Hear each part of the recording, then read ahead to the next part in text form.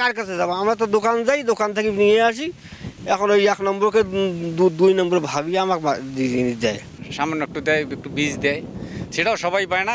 কেউ কেউ পায়, কেউ কেউ পায় না। সঠিক দাম তো পাওয়া যায় না। কৃষকের হাতে আবাদ করার সাথে সাথে তো বেচা ফেলা নাকি।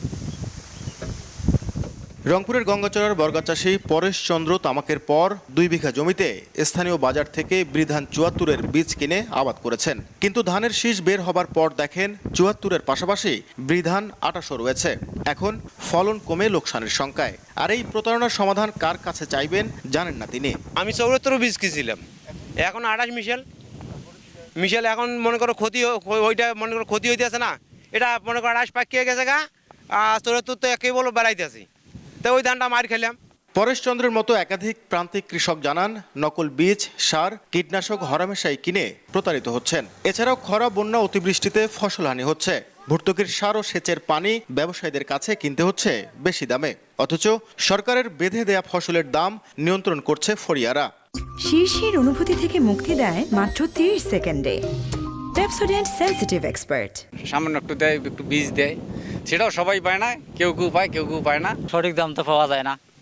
কৃষকের হাতে আবাদ করার সাথে সাথে তো বেচা ফেলা নাকি। কার কাছে যাবো? আমরা তো দোকান যাই, দোকান থেকে নিয়ে আসি। এখন ওই 1 নম্বরকে 2 নম্বর ভাবিয়ে আমাকে জিনিস দেয়।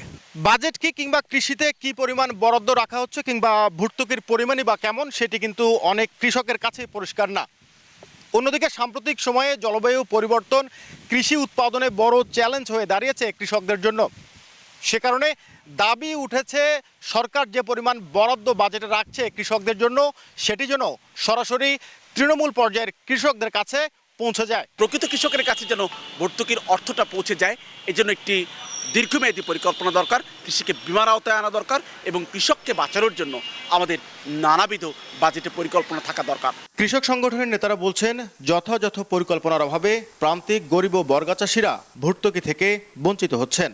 বীজ সারের ক্ষেত্রে যে ভর্তুকি দেওয়া হচ্ছে, এখানে এই ভর্তুকির টাকা কিন্তু এই প্রান্তিক গরিব কৃষক পাচ্ছে না। ক্ষমতা কাঠামের মধ্যে, বলয়ের মধ্যে যারা শক্তিশালী, তারা এই টাকা নিয়ে যাচ্ছে। কৃষিকে যদি রক্ষা করতে হয়, তাহলে প্রান্তিক গরিব এই বর্গাচাষীদের তালিকা করতে হবে।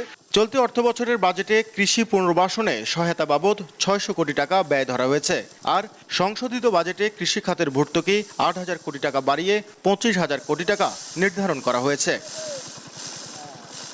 নাজমুল ইসলাম নিশাদ, সময় সংবাদ, রংপুর।